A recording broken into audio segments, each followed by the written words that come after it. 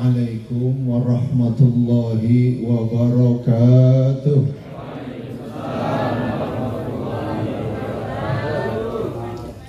Alhamdulillahi rabbil alamin, ilahil wahidil ma'bud.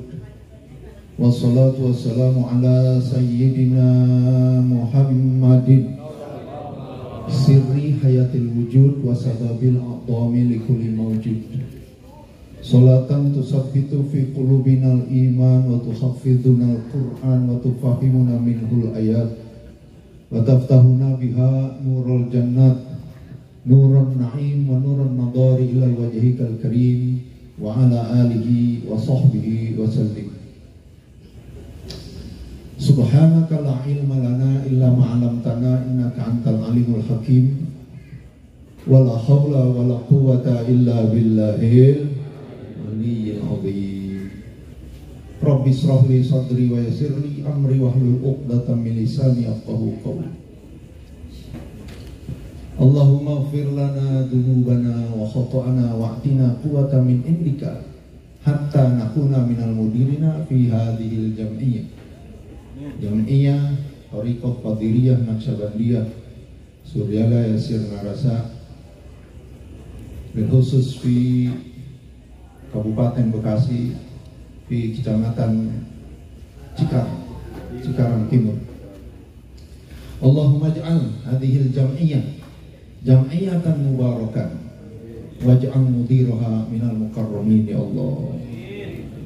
Allahumma inna nas'aluka bi karamati Syekhuna al-Mukarram Syekh Muhammad Abdul Ghawsatul Mas'ud taqabbal minad du'a'ana ya Allah. Al-Fatihah.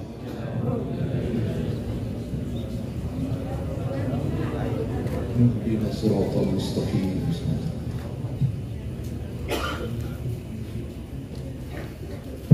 Yang saya hormati dan kita hormati bersama Kiai Haji Rijal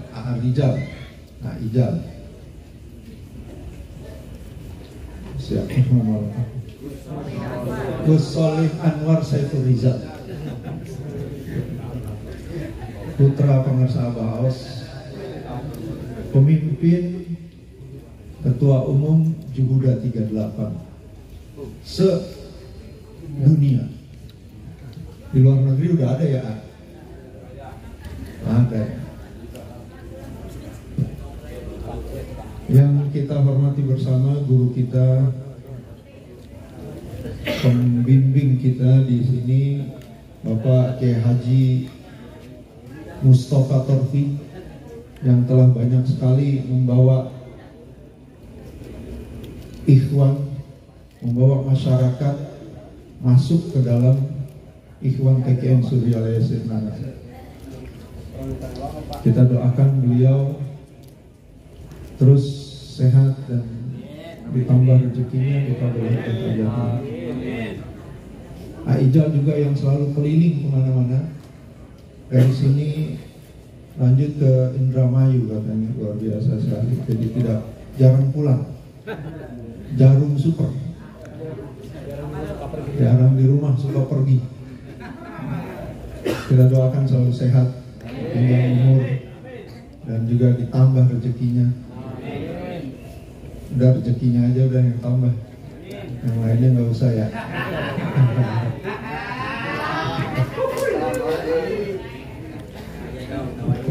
Yang kita hormati bersama sahabat saya, Wakil Talqin, Ketua MUI Cikarang Timur, Bapak Kiai Haji Burhanuddin. Dan saya hormati juga Abang Ashari, Ketua Madrasah KKN Kabupaten Bekasi. Dan saya hormati juga tokoh-tokoh masyarakat, tokoh-tokoh ikhwan, para asatidz, para hujaj, dan juga ibu-ibu sekalian. Semoga semuanya kita sedang dalam rahmat, perlindungan, dan kasih sayang Allah Subhanahu wa Ta'ala. Tabaruk Kitab Fadhailus Syuhud. Hari ini bulan Rabiul Tsani, masih bulan Rabiul Tsani. Kalimat Rabiul Tsani diawali dengan huruf Ro. Pengarsa agama mengartikan, memaknai Ro ini sebagai ro'in. Ro'in itu artinya kotoran hati. Ternyata dari kalimat ro'in ini yang adalah sebagai awal dari kalimat Rabiul Tsani, ternyata berkaitan erat dengan manqobah yang tadi dibaca. Kita tahu dari manqobah 51 itu, salah satunya tadi kita dengar bahwa tasawuf jangan dicampur dengan main-main. Jangan dicampur dengan main-main itu maksudnya adalah harus serius menjalani tasawuf. Orang yang bertorikot itu artinya bertasawuf. Orang bertasawuf itu harus bertorikot. Jadi kalau ada orang bertasawuf tapi tidak bertorikot, maka itu hanya wacana saja. Proses dari tasawuf atau proses dari torikot sesungguhnya adalah proses pembersihan hati. Proses pembersihan hati dari kotoran-kotoran hati yang tadi disebut dengan ro'in dalam kalimat Rabiul Tsani. Maka sesungguhnya kotoran hati ini dapat ditimbulkan awalnya dari main-main, dari bercanda. Itulah makanya tadi dalam manqobah itu juga disebut tasawuf itu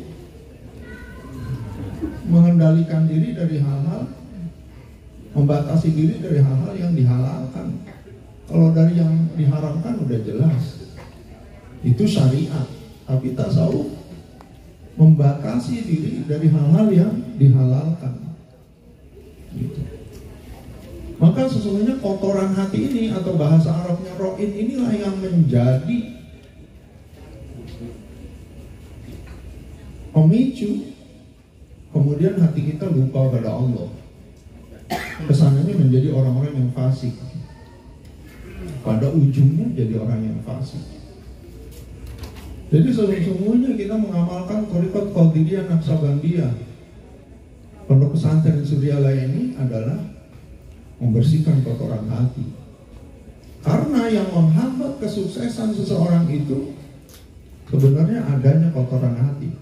Kotoran hati itu dimulainya dari main-main, dari bercanda. Kalau di Setu itu ada ikhwan-ikhwan yang bercanda begini.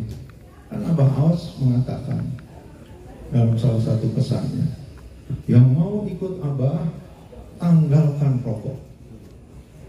Di sini ada yang sudah bisa tanggalkan rokok. Ada yang udah, ada yang belum, apa-apa. Semuanya kan berproses. Seorang perokok tidak mungkin meninggalkan secara sekaligus, tapi harus ada kemauan untuk meninggalkan itu, sebagaimana pesan gurunya, pesan guru kita, tanggalkan rokok. Cuma ada sebagian ikhwan ini dijadikan main-main. Nggak tahu di sini ada yang begitu juga nggak? Begini kan, tanggal berapa? Ah itu nggak boleh itu. Ucapan guru dibikin main-main begitu, nggak boleh itu. Nah ini salah satu yang sangat dihindari dalam bertasawuf, berthariqat. Gara-gara main-main itulah kemudian kesannya tahap 2-nya timbul kotoran hati. Sudah kotoran hati, kesannya jadi keras hati. Sudah keras hati, kesannya fasik. Gitu. Ini nggak ada minum ya. Nah, sekarang bulan Maulid, saya ceramah Maulid ke mana-mana. Itu kalau ceramah Maulid selalu ada kopi. Baik, manis. Kalau di manakib kasih minumnya air putih. Kalau di Maulid itu minimal kopi. Maksimal apa? Saya minum dulu ya.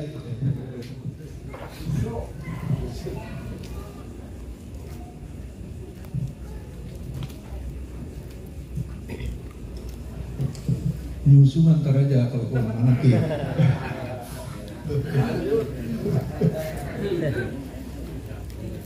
Apa Apa yang saya sebut barusan?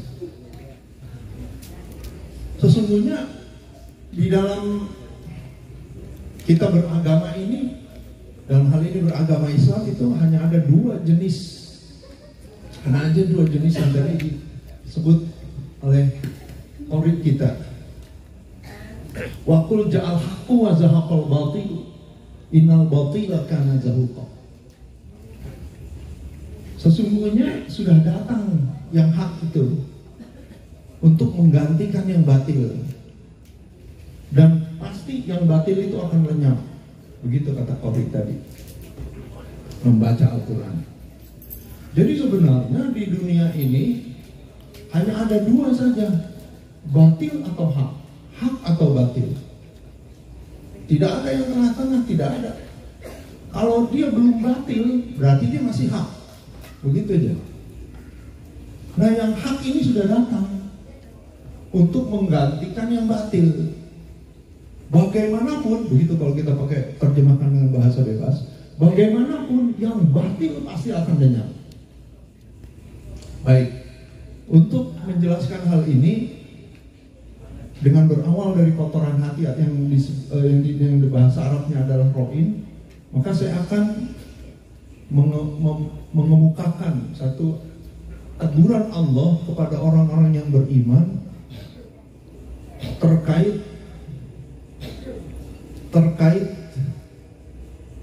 perilaku orang beriman.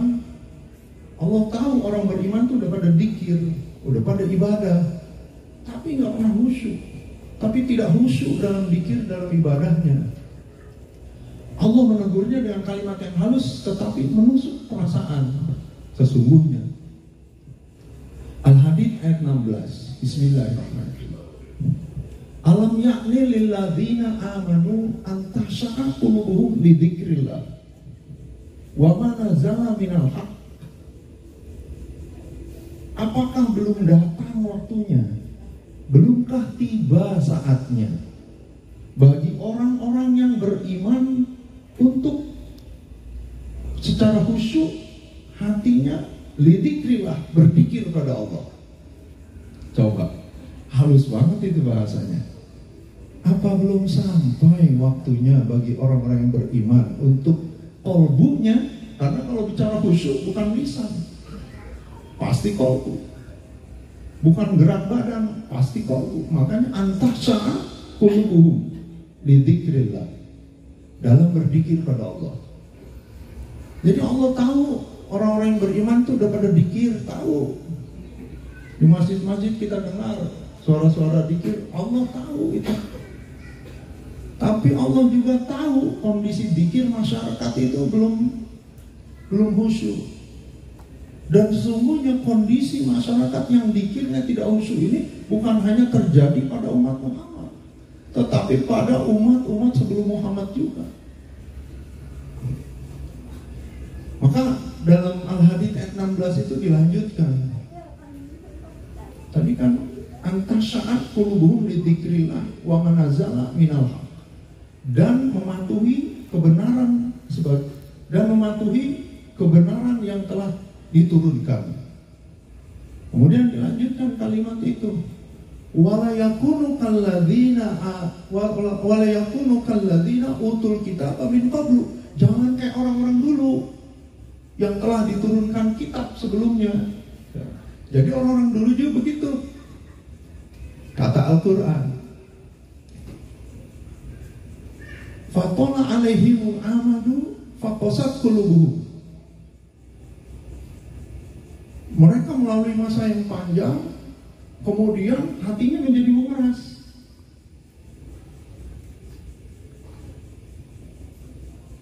Dan pada akhirnya mereka menjadi orang-orang yang fasik. Wa katsirhum minal fasikin. Dan pada akhirnya kebanyakan mereka menjadi orang-orang yang fasik. Gitu. Jadi yang pertama gara-gara main-main itulah timbul kotoran hati, sehingga antasya'atul qulub itu tidak pernah dicapai dalam zikir. Bagi kita orang TKN yang mengamalkan ajaran TKN Suryalaya ini, maka memahami ayat ini ada dua pokok pikiran yang menyentuh diri kita. Yang pertama, antah sa'at qulubuhum. Yang kedua, wa ma nazala minal haq. Baik, kita bahas dua ini saja. Antah sa'at qulubuhum li dzikrillah. Secara khusyuk kalbunya berzikir kepada Allah. Ini tidak terjadi pada kebanyakan orang, baik sebelum umat Muhammad maupun pada masa umat Muhammad, bahkan sampai sekarang. Sehingga teguran ini terus berlaku sampai sekarang dan masih relevan terhadap kondisi masyarakat sampai sekarang. Maka antah sa'at qulubuhum li dzikrillah. Jadi bagi orang TKN sudah jelas bagaimana bisa khusyuk berzikir qalbunya kepada Allah, harus melalui talqin. Ini kan susahnya, masyarakat sudah dijelaskan tentang talqin, sudah dijelaskan tentang dalil-dalil daripada talqin, tapi tetap saja tidak mau menerima, bahkan tidak mau mengambil talqin dzikir. Sebenarnya ini salah satu bentuk kesombongan. Mohon maaf, bukan kebodohan, tapi lebih kepada kesombongan. Kenapa? Sudah tahu kebenaran, tapi tidak mau diambil. Dalilnya sudah kita jelaskan. Tentang talqin saja misalnya, Nabi Muhammad saja ditalqin oleh malaikat Jibril. Ditulis dalam hadis Shaddad bin Aus di kitab Anwar, dalam kitab Sirul Asrar Syekh Abdul Qadir Jailani. Awalun man tamana aqraba tariqi Abdullah wa as'alaha minan Nabi sallallahu alaihi wasallam Ali bin Abi Thalib. Fantadara Nabi sallallahu alaihi wasallam al-wahya. Fanazala Jabril alaihi salam wa laqana hadhil kalimata thalatha maratin.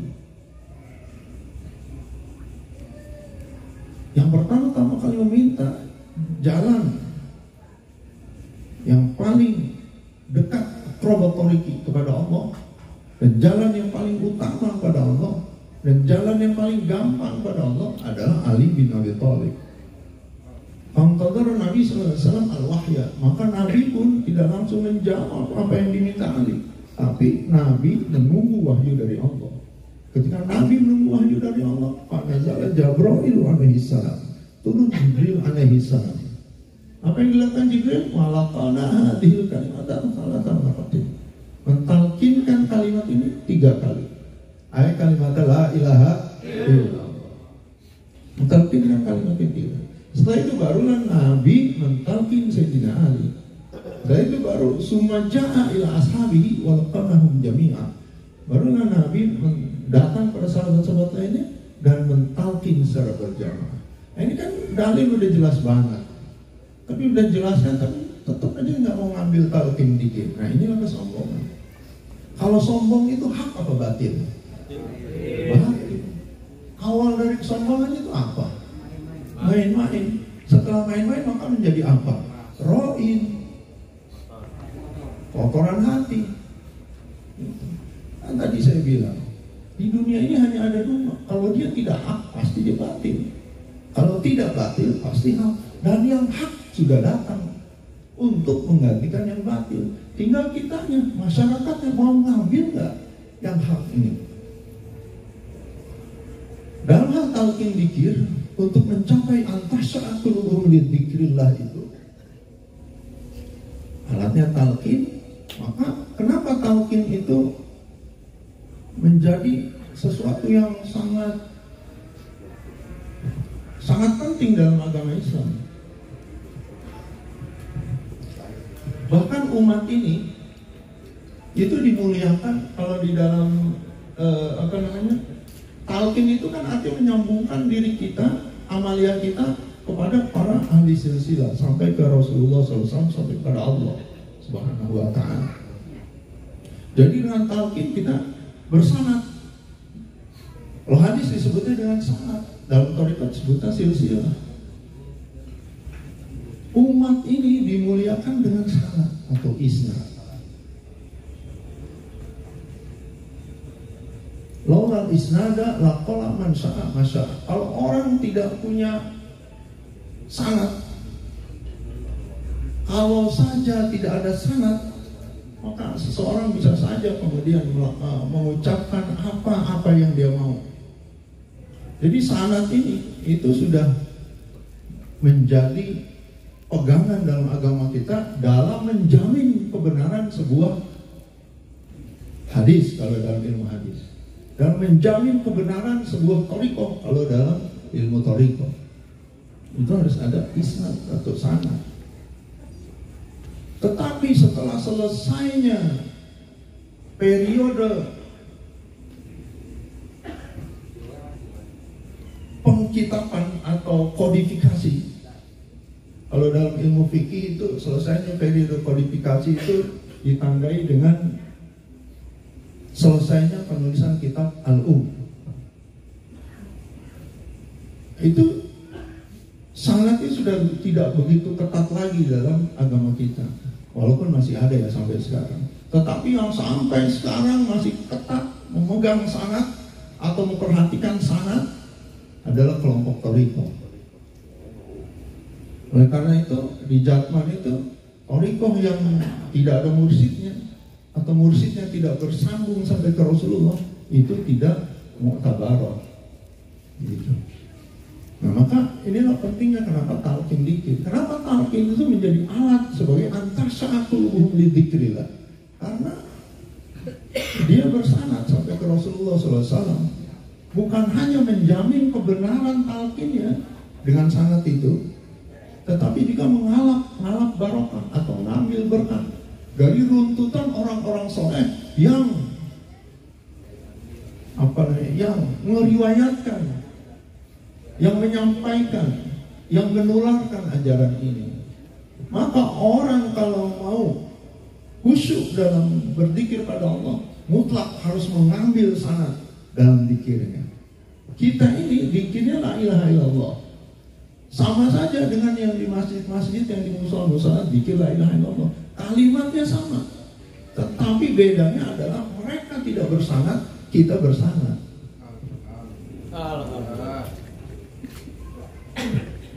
Itu yang pertama. Tidak lama-lama saya ceramahnya karena ada Ijaz yang lebih menguasai ilmunya.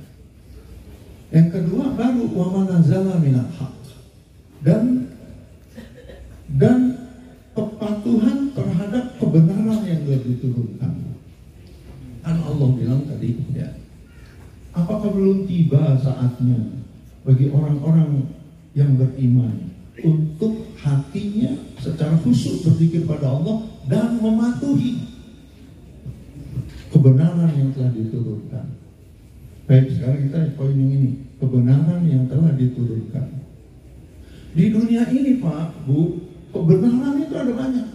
Ada jutaan kebenaran di dunia ini. Kalau orang memberikan sedekah kepada orang lain, ngasih uang kepada orang lain, itu benar atau salah? Benar, satu. Kalau orang menolong orang menyeberangkan jalan dari satu titik ke titik seberangnya, itu benar atau salah? Benar. Kalau orang baca Quran kayak tadi kori kita membaca Quran secara baik, enak didengarnya, tadi suaranya juga ngebas sekali itu. Luar biasa, iya. Saya sampai nanya, ini siapa korinya namanya? Udah punya istri belum? Bukan, kalau belum punya istri saya mau tawarin anak saya.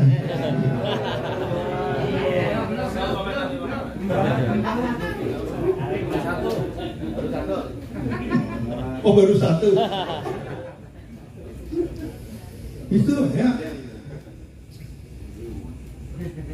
Ada jutaan kebenaran di dunia ini. Orang baca Quran benar atau salah? Benar.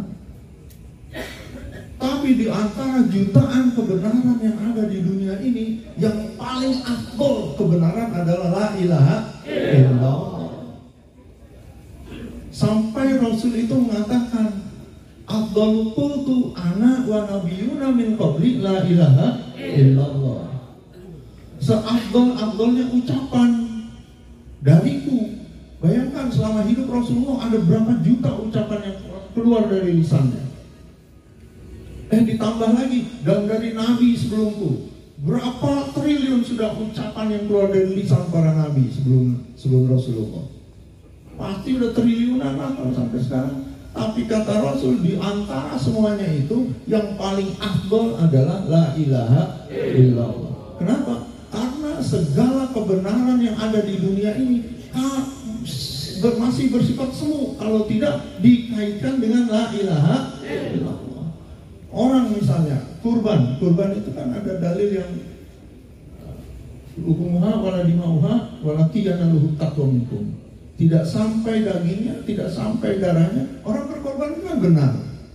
Tapi kalau dia tidak punya takwa di dalamnya, tidak menjadi sebuah kebenaran. Karena apa? Tidak sampai dagingnya, tidak sampai darahnya, yang sampai kepada Allah adalah takwa di antaramu. Artinya kan kalau tidak ada takwanya, takwa itu kan la ilaha illallah. Semua kebenaran, menolong orang kah, ngajarin orang kah, bersedekah ke masjid itu kan benar. Tetapi kalau dia tidak dikaitkan dengan la ilaha illallah, masih belum benar. Kalau belum benar berarti batil. Hanya ada dua, kalau nggak batil benar, kalau nggak benar batil. Gitu. Nah itulah pentingnya, maka wa manazala minal haq dalam Al-Hadid ayat 16 itu adalah la ilaha illallah. Jadi bagi ikhwan thariqat ini nyambung sudah. Anta sya'atul buhum harus dilalui dengan talqin dzikir. Wa manazala minal haqnya adalah la ilaha illallah. Nah kita mengamalkan la ilaha illallah setiap hari, setiap selesai sholat. Kalau orang sini dzikir la ilaha illallah habis sholat berapa kali? 3. Itu juhuda ya.